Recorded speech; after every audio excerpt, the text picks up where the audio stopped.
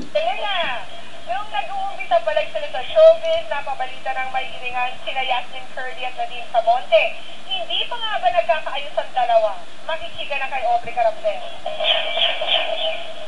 Kapwa bang hindi pinalad na maging ultimate survivor sa first batch ng Starstruck sina Nadine Samonte at Yasmin Curly. Pareho namang umaangat ang career ngayon ng dalawang young stars. Isa si Nadine ngayon sa bida ng bagong drama adventure series ng GMA na Super Twins. Si Yasmin, hinangangaan naman ang pagganap bilang charming sa baketa. Magkasama rin sila ni Nadine sa naturang soap, pero hindi mamatay-matay ang issue tungkol umano sa gap ng dalawa. Sana itigil na kasi wala na yun eh. Tapos na yung Starstruck na patagal na ng 3 years ago na yun eh. Parang gagawin na. Maging si Yasmin, nagtataka kung bakit hanggang ngayon ay pinagbabangga pa rin sila ni Nadine. I don't know. I don't know siguro dahil yung Starstruck mismo kahawig ka or something.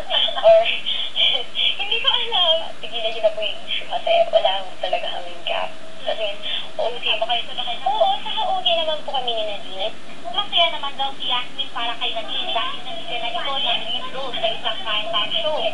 Siya naman daw ay happy rin dahil bago pa man matapos ang baketa, may ginagawa na siyang mga bagong project. Nagtitub po ako for an anime na ipapalabas sa GMA soon. I'm doing my album, my second album. Yeah, it's under GMA Records. Ang ganda po ng mga lineup ng song.